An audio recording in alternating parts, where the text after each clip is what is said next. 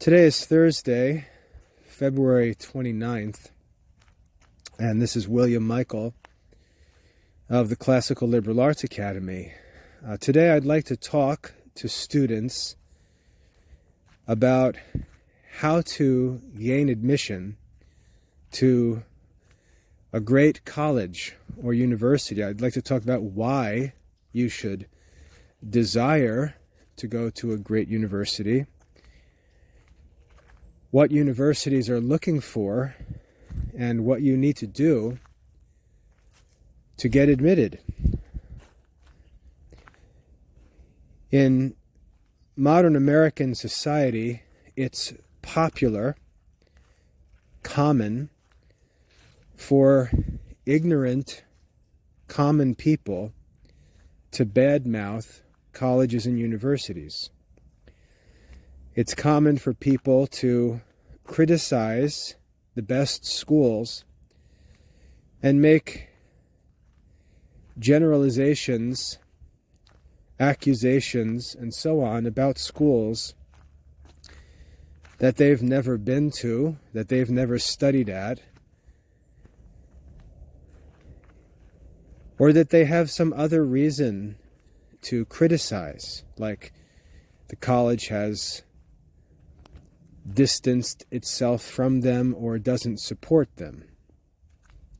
But we find these irresponsible statements from people about the great colleges and universities in America that accuse them of becoming liberal, losing their mission, and so on. And anytime you hear a person label others as liberals, you can be sure that you're listening to a person who's wrapped up in party politics.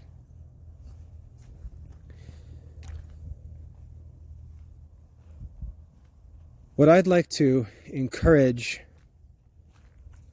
Catholic students to consider, rather than retreating from academic society, rather than standing outside of the great universities or of the academic community in general and talking about it like an idle gossip, I'd like to encourage Catholic students to see great universities as places where they can go to not only learn and receive many great benefits for their lives, but also where they can go and represent the Christian faith, represent the Catholic Church, represent their own families, and so on. I'd like to encourage Catholic students to see the great colleges and universities as a target destination as they move from their years of preparatory school studies into adulthood, as a place to get their adult lives started on good footing. There are many reasons to desire to attend a great university. I'll just list a number of them. First of all, usually great universities are in great places. They're usually in great areas, great cities. And the opportunity to live for 4 or more years in those places provides young men and women with great experiences. The opportunity to live in great places. Another reason is because the campuses are often beautiful and they're inspiring environments that help students to study, to think, to pray, to plan their futures, to think about their future goals, and so on. They're inspiring places. The buildings are beautiful. The architecture is beautiful. The campuses are beautiful. They're inspiring places, and it's good for young adults to be in inspiring places. Third, great colleges and universities usually have great students. It's a great place for young adults to go, to make friends, to find good classmates, to make lifelong connections, to find possible partners, whether those be marriage partners or business partners. It's a great place to meet great people. Fourthly, great colleges and universities are great places for enjoying great professors. The best professors aspire to work at the best colleges and universities. They're the most well-known professors. They're the most highly paid professors. They're usually leaders in their fields. And to be able to major in a certain subject and be taught by professors who are leaders in that subject is a great opportunity. Often also, many of those professors have professional connections in the field that you're interested in. Getting a reference letter or recommendation from such a professor is a great benefit and could lead to all kinds of opportunities in the future. So having great professors is another reason to aspire to attend a great university. Another reason is because the university you attend becomes a part of your culture for the rest of your life, becomes your alma mater. You become an alumnus of that school. And the benefits of being an alumnus of a great college or university are often very great. You have all kinds of benefits and resources available that aren't available from other schools. You can take pride in your college or university for the rest of your life.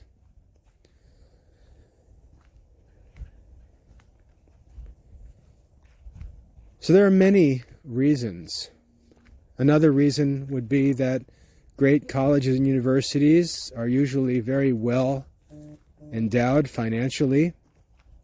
They have lots of money. They've got great financial aid programs. And it can actually be more affordable to attend a great university than to attend an inferior college or university, even if that college has a lower advertised tuition, because an inferior college will not have the financial aid resources that a great university has. So as I said, there are many reasons why it's desirable to attend a great university. I think personally the most important reason is that by working to gain admission to a great university, you gain for yourself great classmates, great roommates, great friends, because the college is going to do the work of filtering out the applicants and see that the students who are chosen and admitted to the school are the best students, the best people, the most promising young men and women. And if you can get yourself into their number, one of the best advantages is that you get to enjoy that community of people.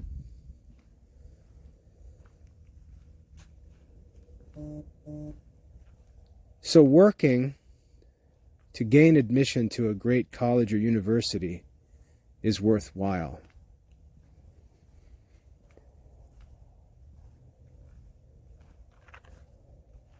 The question we have to ask, if we decide that we desire to attend a great college or university is, what are these colleges and universities looking for in students? What are they looking for?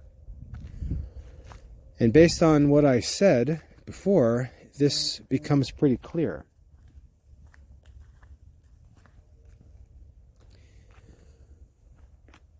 These colleges have tremendous resources.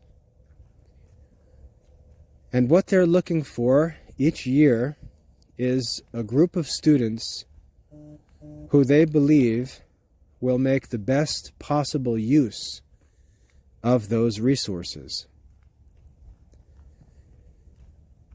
They're looking through piles and piles of applications for a collection or a group of students who they can bring together on campus and create the best group of students and future alumni possible. They're looking for diverse students because it's good for us to study and learn in a democratic society with a diversity of classmates. It's good for us to have discussions about controversial subjects and topics with people who represent different groups in society, to get to know them personally, to not speak as ignorant people do about other groups as strangers based on stereotypes or prejudices, but to actually know these people personally, to understand who they are, how they live, what they believe, and be able to recognize false statements made about them.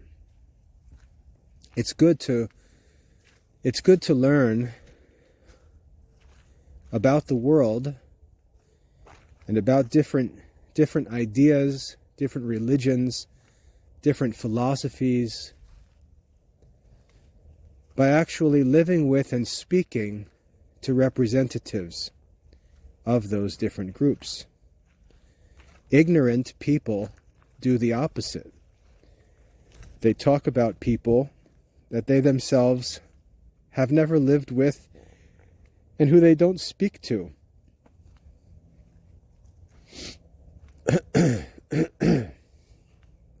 But college admissions groups are looking to put together the best possible class of students that they can. And they look at a number of different factors. Obviously, being academic institutions, they look at academic records. They look for solid academic work. They look to see if a student loves to study, loves to learn, wants to study, looks for opportunities to study, is interested in many different branches of learning, and isn't simply checking the boxes of minimum requirements, isn't a person who wants to be ignorant and would be ignorant if they were allowed to be so. Colleges are looking for students who want to study, who want to be intellectuals, who want to research, who want to have intelligent discussions, who want to write papers, who want to use libraries and work in research labs and so on, who want access to those resources, who are going to make good use of those resources.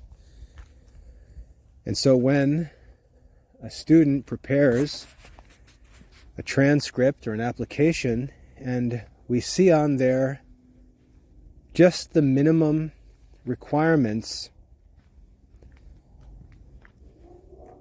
who would want to have that student as their classmate? Who would want to have as a classmate a student who does the minimum, a student who doesn't like to study, a student who doesn't study when teachers aren't looking or when mom and dad aren't around, No one wants a classmate like that.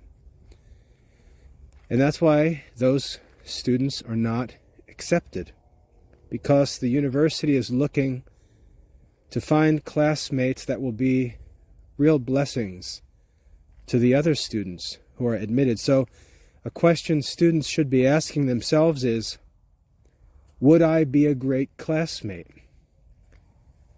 What benefits would I offer to my fellow students? What would I contribute? How would I help them?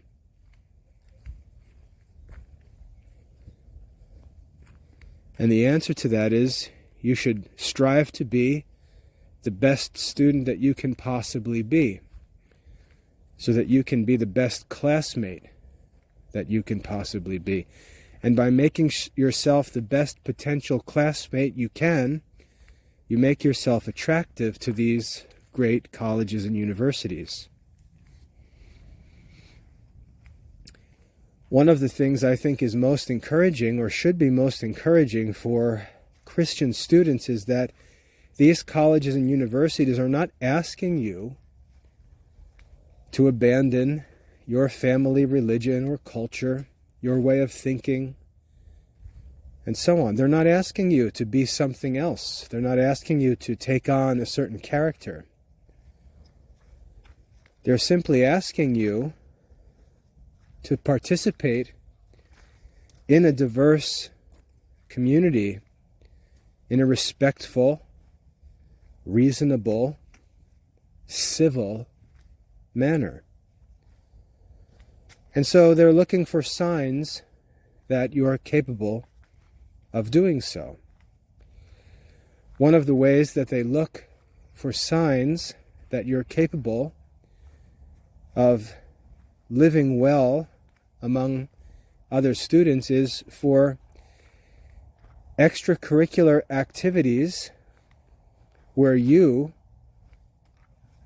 have a leadership position, especially if that leadership position is earned or gained by an election, where you're chosen by your peers to be their leader. Leadership experience shows that people around you like you. They respect you. They trust you. They want to follow you. And so you may hear that schools are interested in extracurricular activity, but what that really means is they're looking for signs from your life and activities that other people like being around you, that other people trust you, other people find you helpful, other people see you as an example to follow. They're looking for leadership experience. If you play sports, they're not looking to see how many touchdowns you scored, or how many tackles you made, or how many home runs you hit. What they're looking for is whether your coaches and teammates chose you to be a team captain. They're looking to see whether you won any character awards.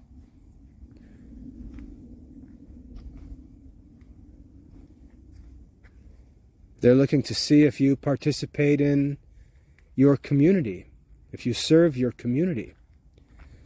For Catholic students, if you're an altar server or an assistant Sunday school teacher, or you help at the soup kitchen, they're looking for signs that you're a generous person, that you'd be a great classmate.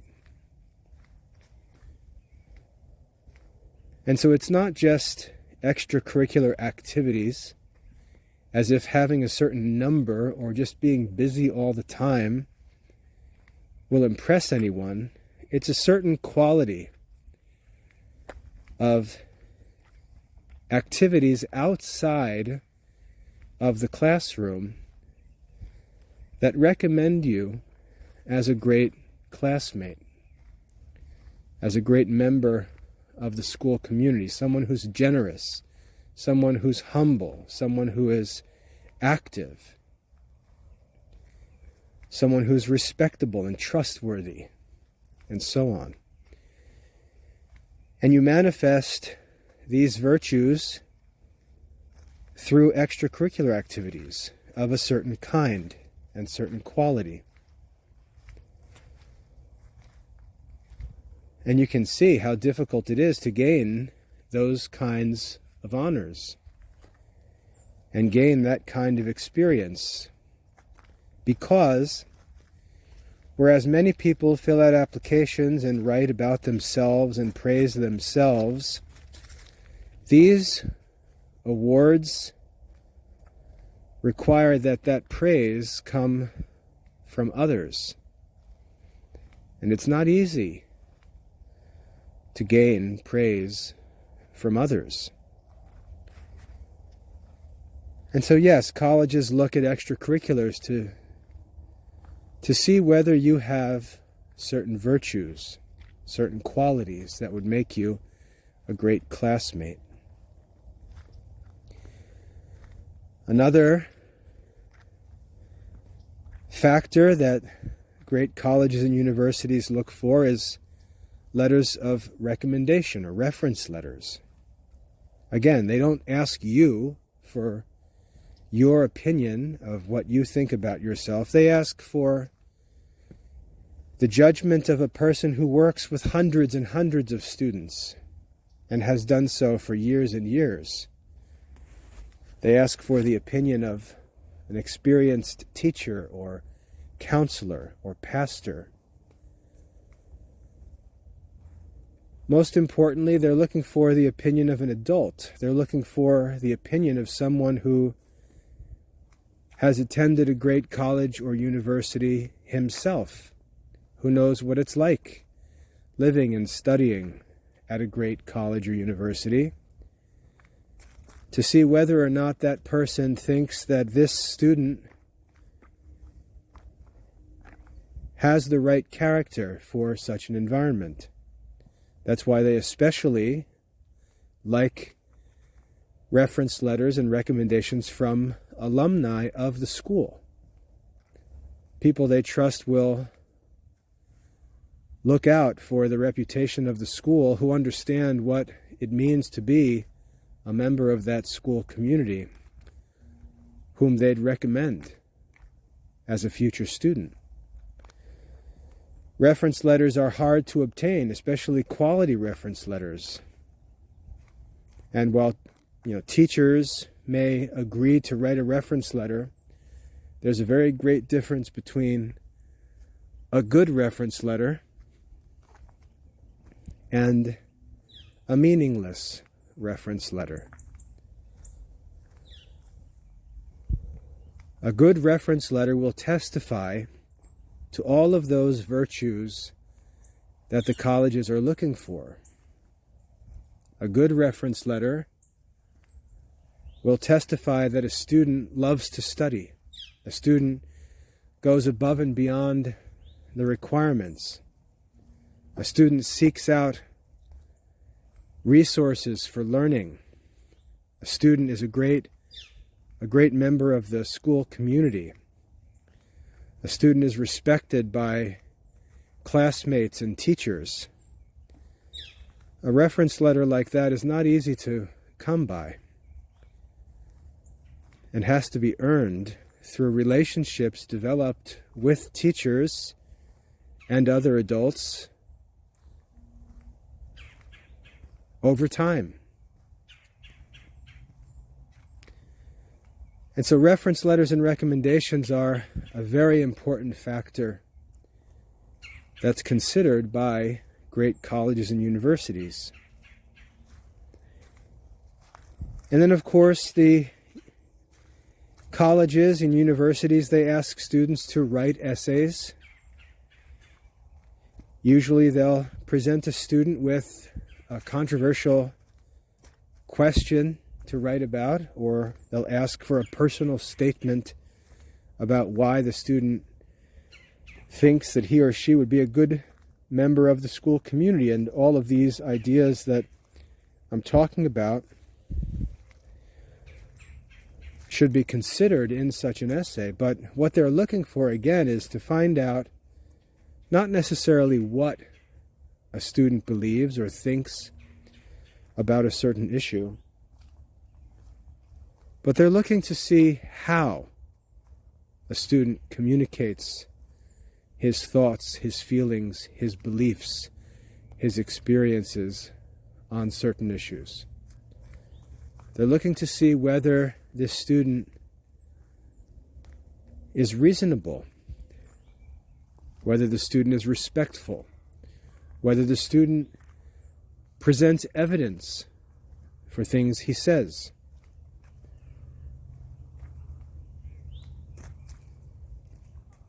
They're looking through these essays into the mind and heart of this unknown student to try and help them judge whether this student would be a good member of their community, a good classmate.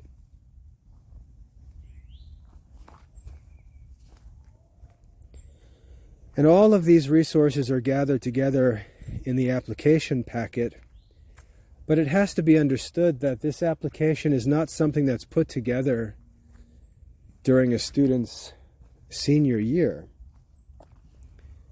but that this application is simply the summary of years and years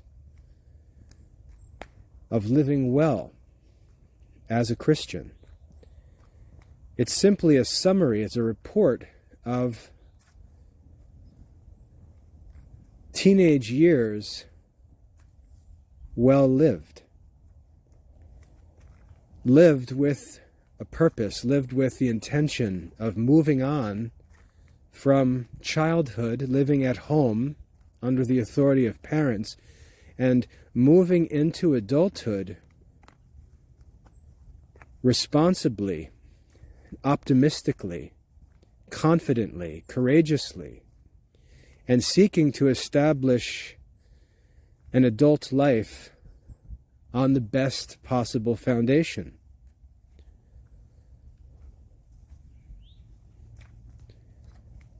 Now, most students don't even think about these things until they're in their last year of high school, and they start to realize that graduation is coming, and as soon as they receive their high school diploma, their school years are over. And they start to ask questions about what they're going to do next, and they start to hear stories about what their classmates are doing next, and all of this deceiving, artificial school life begins to vanish in front of them. They find out that some of the kids who they goofed around with in high school are the sons and daughters of business owners, and those kids are just going to take over businesses owned by their parents where things are already prepared for them.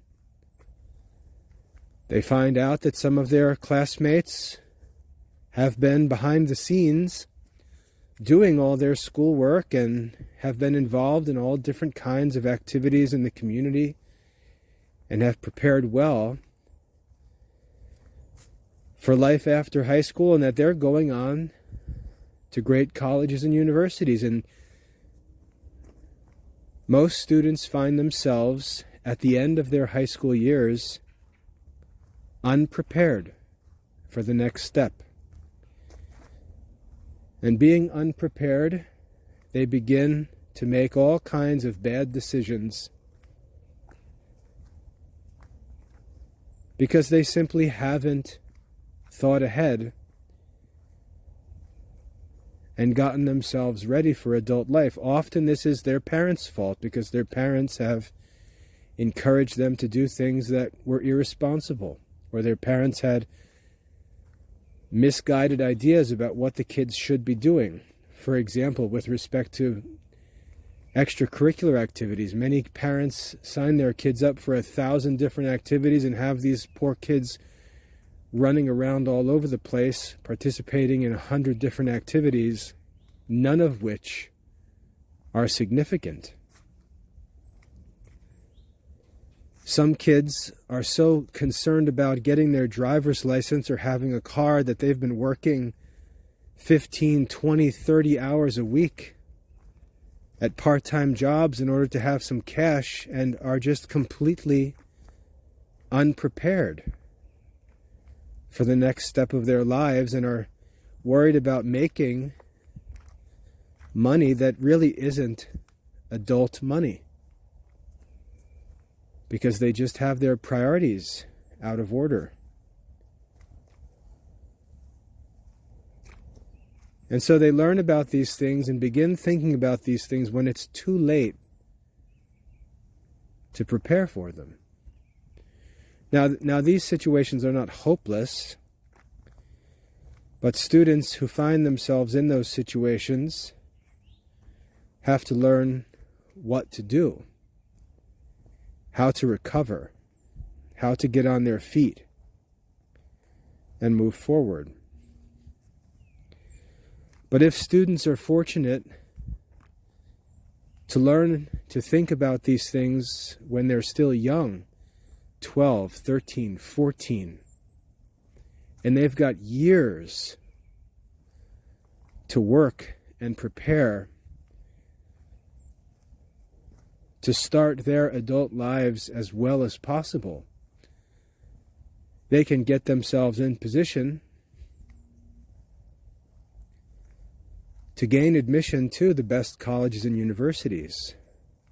And parents have to understand these things as well, because many parents make mistakes that really hinder their children's entrance into adulthood and set all kinds of obstacles before them, especially when it comes to worrying about kids becoming financially independent at an inappropriate time, namely when they first enter into legal adulthood.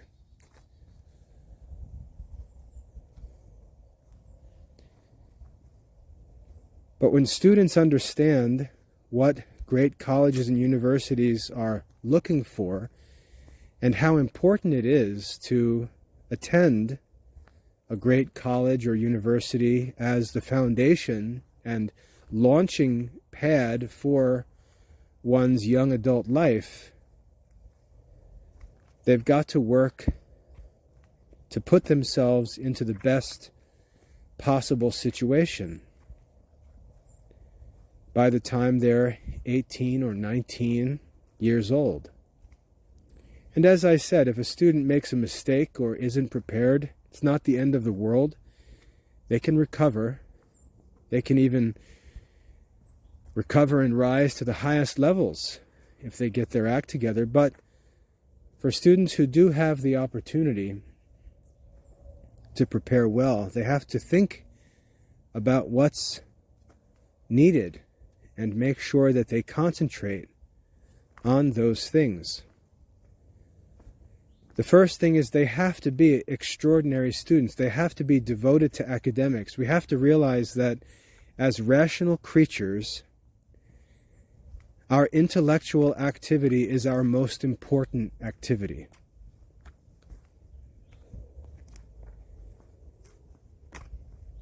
Human beings do intellectual work. That's what makes human work to be human work. There will never be a time when machines or robots or computers take the intellectual work from intelligent human beings. All other kinds of work can be taken away by machines and robots and computers, but intelligent human work will never be done by machines. And therefore, the most secure future one can prepare for is one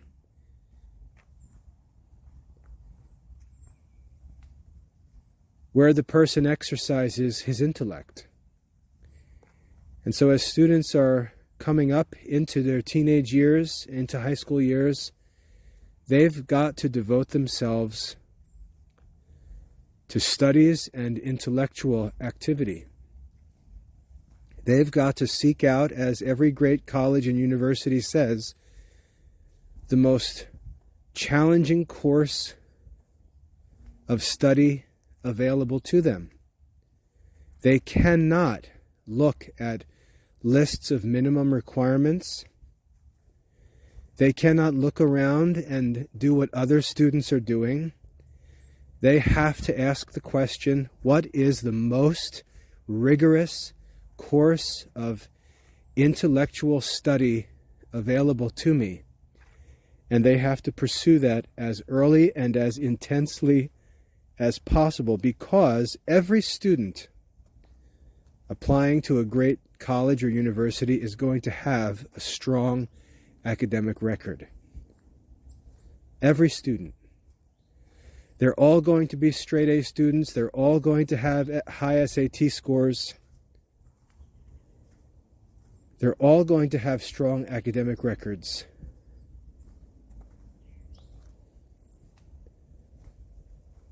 But to gain admission to a great college or university, a student has to have something that distinguishes him. And this is where classical Catholic studies become so valuable. Yes, a student has to complete all of the modern high school requirements, has to study the natural sciences and modern mathematics, has to study foreign languages and English language arts. But all the students, all the applicants are going to have those same courses listed on their transcripts. And so having access to classical Catholic studies provides Catholic students with a great advantage. And they've got to do both. They've got to make use of that advantage.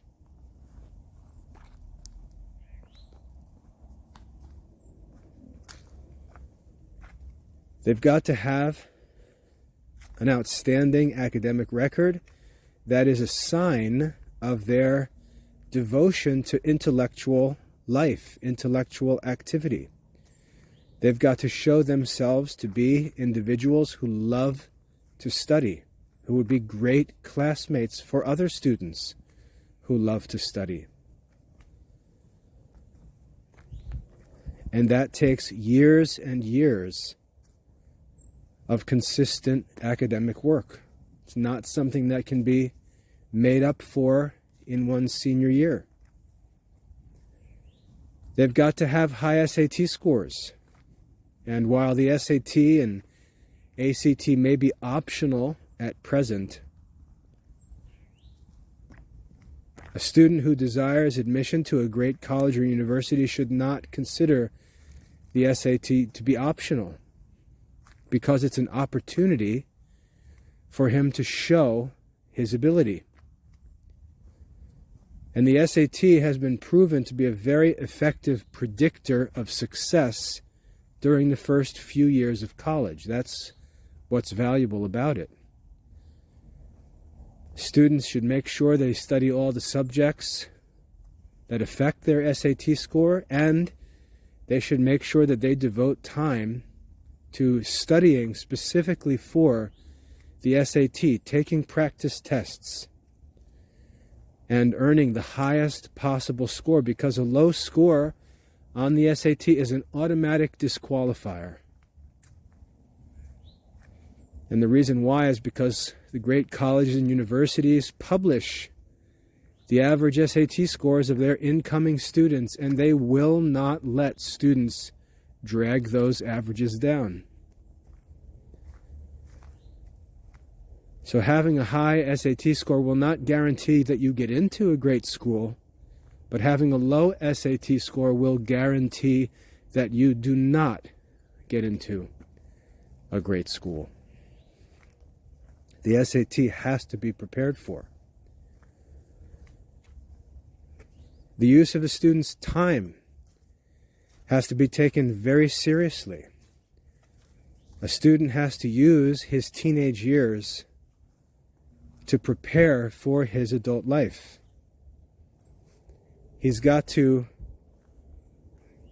take advantage of opportunities to participate in activities that show his character, that show him to be a good member, a generous member, an unselfish member of his community, of his church, of his neighborhood, and so on. Students should consider activities that are not necessarily the most popular, but that might be the most significant. If a student wants to participate in sports, for example, he may like playing basketball, but there may be more opportunities for leadership and character building in less popular sports, like running track and field or swimming or some other less popular but more significant athletic opportunity. Students should consider opportunities to serve in their churches in ways that show themselves to be responsible members of the community who help others. There are always opportunities in churches for students to serve as altar servers or to assist with faith formation classes. We're not talking about one-time volunteer work like visiting a soup kitchen. We're talking about commitment to a certain activity, like being a permanent volunteer at a soup kitchen or at the local hospital. Something that's done consistently over time. Students should take very seriously opportunities to participate in military organizations like the Junior ROTC. Students should seriously consider military careers, while I'm on the subject, which directly apply to college admission, because any young man or young woman who's interested in a military career, who would like to serve as an officer in the military, can do so by going to college as an ROTC cadet. But extracurricular activities need to be carefully chosen and pursued to actually do good and demonstrate mature, generous community involvement. And again, there's very little benefit in things like part-time jobs and stuff like that, because that really has nothing to do with the intellectual or academic life.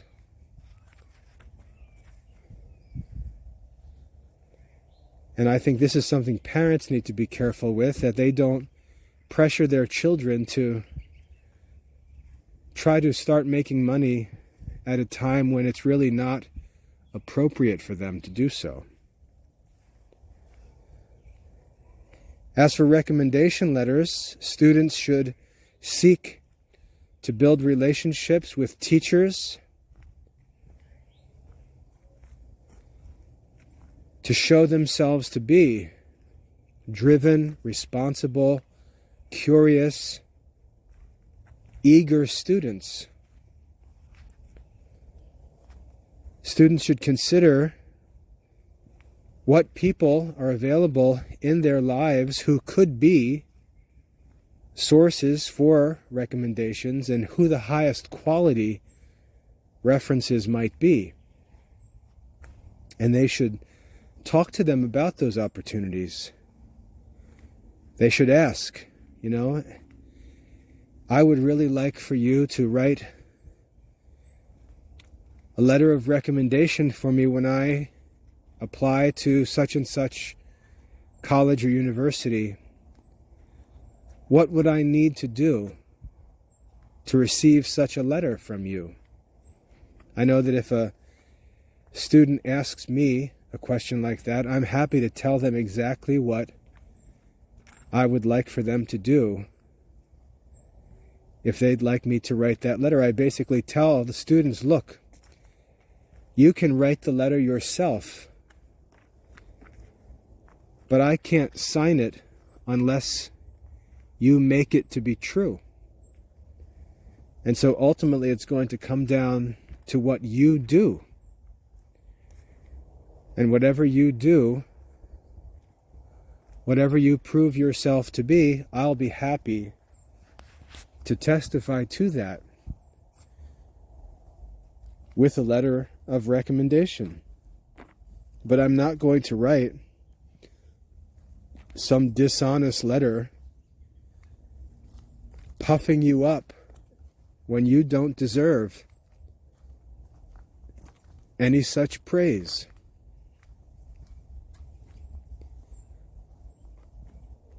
And students need to think about what they're going to do for references and recommendations.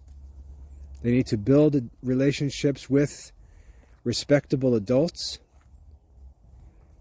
and they need to prove themselves to those adults over time so that those adults can write for them glowing, enthusiastic letters of recommendation that are honest and effective. And great colleges and universities know what recommendation letters look like that are just a bunch of baloney, because they can see the other factors in a student's application, the other parts of the application, and see that those things are simply not true.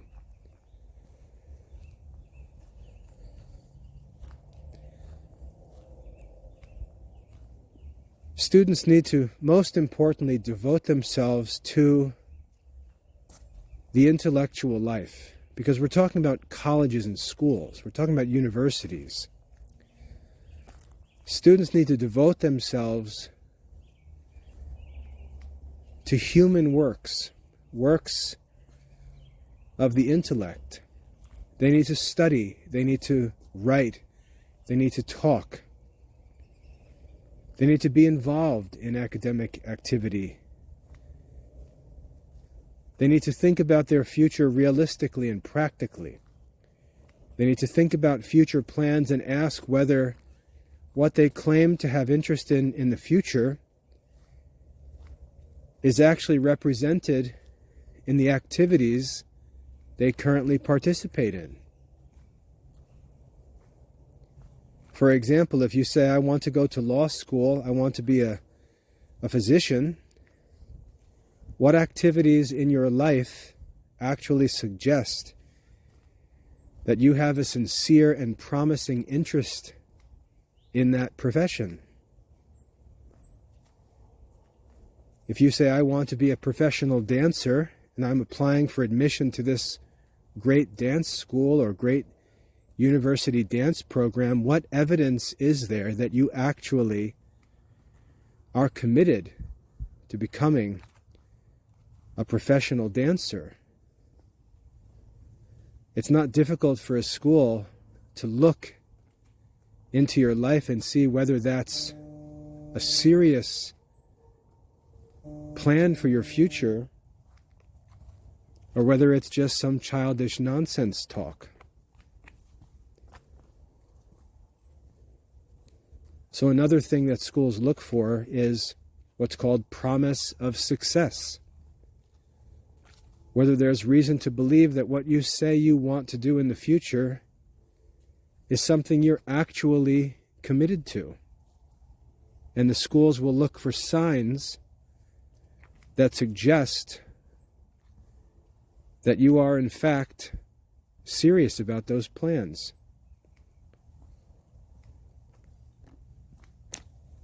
So these are the things that parents and students need to think carefully about, because gaining admission to a great college or university could be one of the most important steps in establishing a happy adult life. Surrounding oneself with the best possible classmates, putting oneself in an inspiring environment, putting oneself in a great financial situation, putting oneself in connection with great professors and teachers and mentors who can help them transition from college into their career fields.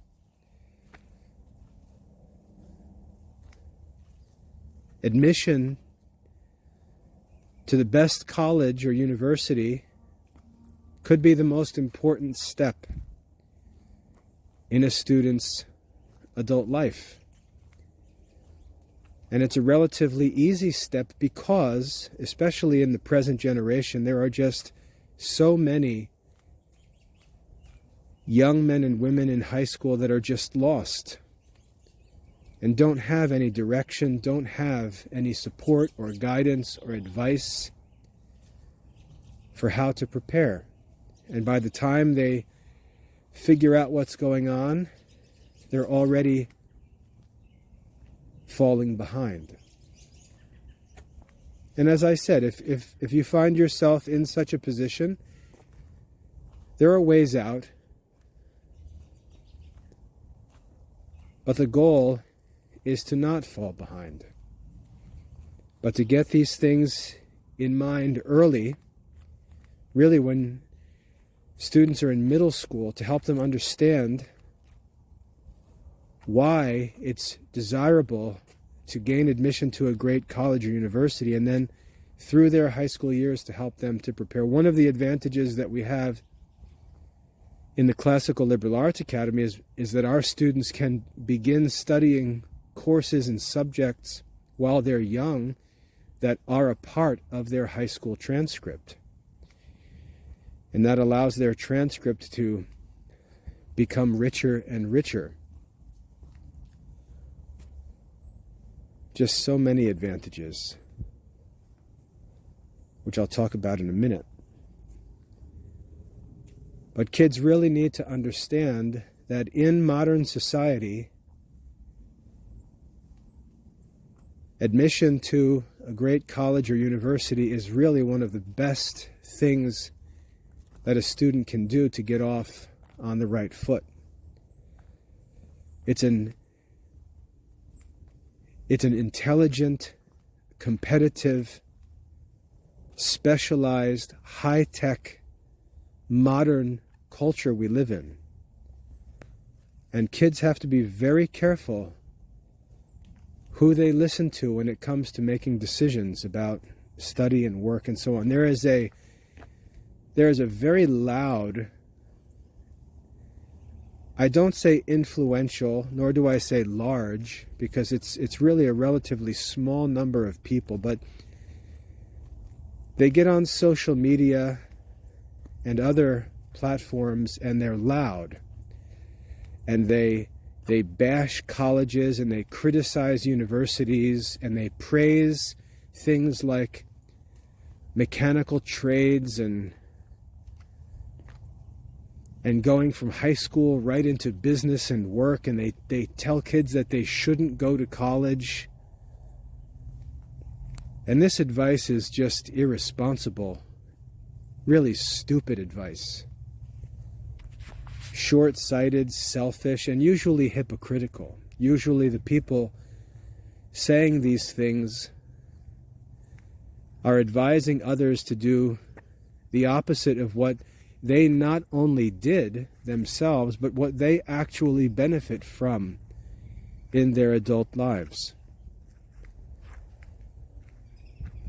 And I just want to say that anything that you could do after high school without a college degree, you can also do with a college degree. So it makes no sense to pretend that there's this either or decision to be made when you can do both. And for all the complaining that people do about college, about how the standards are so low, anybody can do that. If that's true, then go do it. If it's so easy, why not just go get it done? And the answer is because it's not so easy.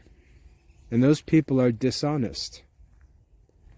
And they take no responsibility for the future of the people they advise. They take no responsibility for the consequences of the advice they give. And as I said, they can be very loud in certain areas, but they need to be ignored. We live in a high-tech, modern society. I tell my own kids this all the time. The U.S. military does not fight against opponents by running and jumping and climbing and fist fighting. The U.S. military fights against our opponents through technology. The strength of our economy determines the strength of our military. Our technological advances determine the strength of our military. It's about technology. In business, it's about technology. In learned professions, it's the ability to solve new problems.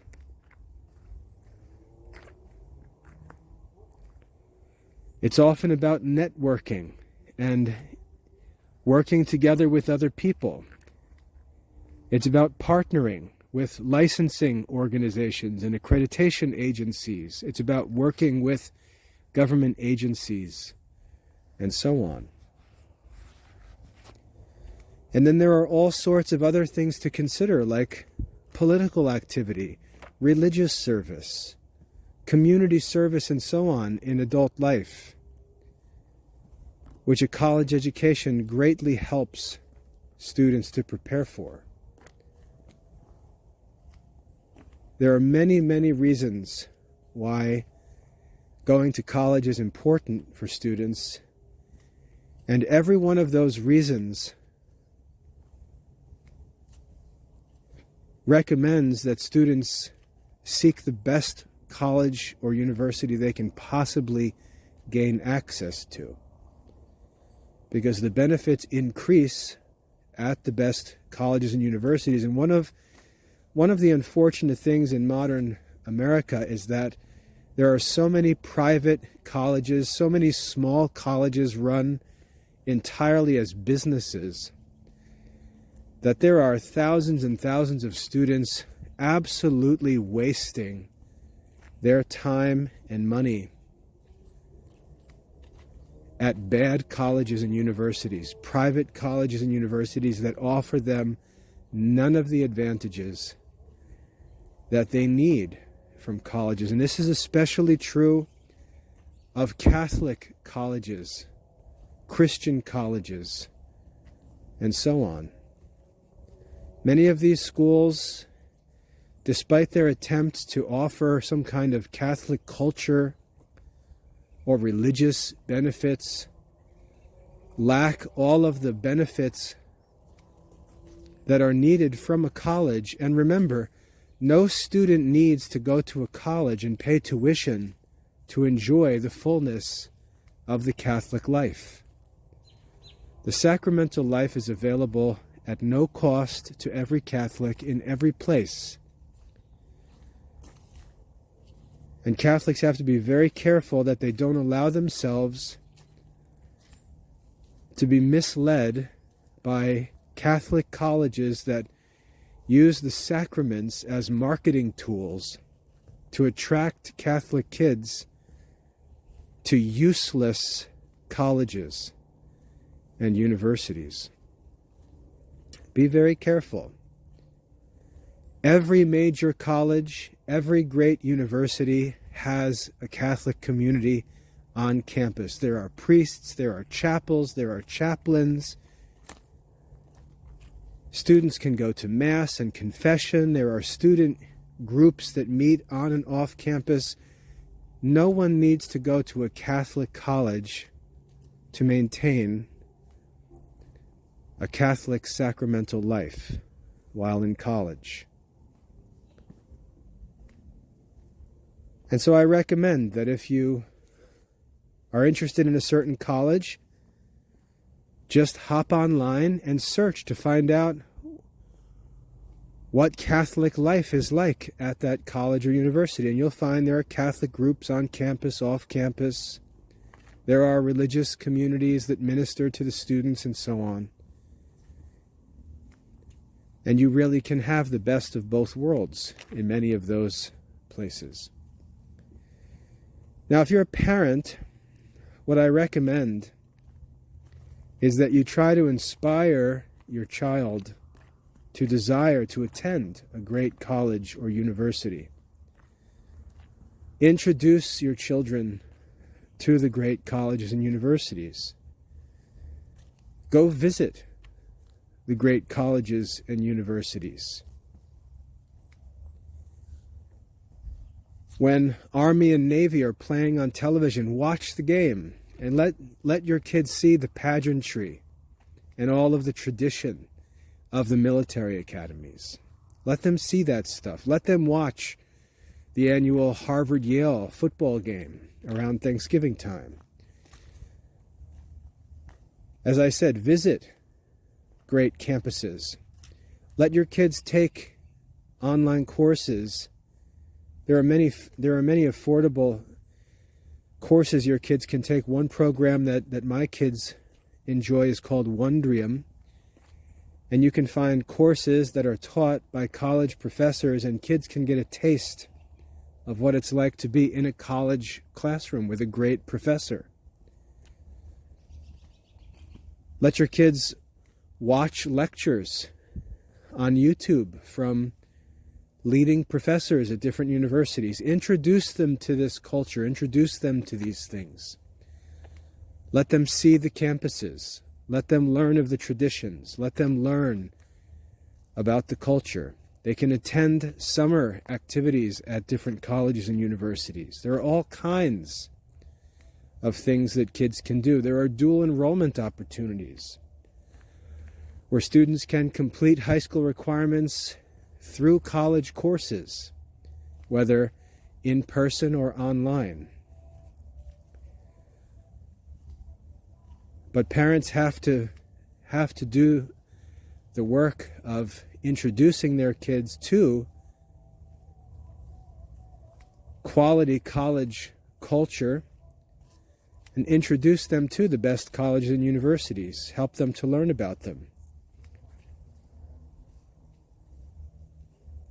So I hope that that's a helpful overview of how students can prepare and why students should be motivated to attend great colleges and universities. There's a lot for parents to do, there's a lot for students to do, but we have to weigh all things and ask if there's one or two things we could do that would have the greatest impact on our children's adult life. Surely one of them would be to gain admission to the best possible college or university. And I think that it's a goal that should be a focus for good students. And it's one that's got to be focused on early so that preparations can be made. And if you disagree, what I would ask is, what would the alternative be? What would the superior alternative be? What would be better? You're not going to come up with an answer. I know, as I said, I know it's popular, not popular, really just noisy, to talk about moving from high school into business or trades, but our society is not designed to work like that. And really, to be honest, an 18-year-old who has the skill and resourcefulness to get right to business would have no problem completing college studies and be in a better position in 4 or 5 years and still be able to do whatever he could have done out of high school. So I think those arguments really fall apart if they're allowed to be cross-examined. Now, in the Classical Liberal Arts Academy, I work constantly to try to give the kids access to everything that they need for this preparation. This is why I pursue accreditation for them. This is why I pursue my own studies, why I'm currently working at Harvard. I do it for the sake of my students. I do it to try to provide them with every advantage and opportunity and resource that I can to help put them in position to succeed. But unfortunately, in modern Christian culture, there's an aversion to college study that's being influenced or promoted by really ignorant sources. And it's hard for me to help kids get past that. It's hard for me to help kids get past obstacles that their parents are setting in their path. And as I said, their parents don't have better alternatives. It's just this modern critical Christian spirit that thinks that tearing things apart, bad-mouthing institutions, making generalizations about society is some kind of wisdom, but it doesn't actually solve any problems. It's much better to take advantages of existing opportunities, to make use of existing institutions and resources, and turn them to good use. That's what I recommend, and I'd like to see Christian students make use of classical Catholic studies to pursue admission to the best colleges and universities. If there's anything that I can do to help, I am happy to do it. If you'd like to talk about your unique situation more, I recommend scheduling a consultation meeting, and we can do that. I can help you with planning, with transcripts, with recommendation letters, and so on. But we've got to get that work started early. We can't wait until the last minute. It's not how it works. So if there's any way I can help you with that, please get in touch. But visit us at the Classical Liberal Arts Academy. The website's classicalliberalarts.com. There's tons of resources there, and help is always available. So I hope you find this helpful. God bless.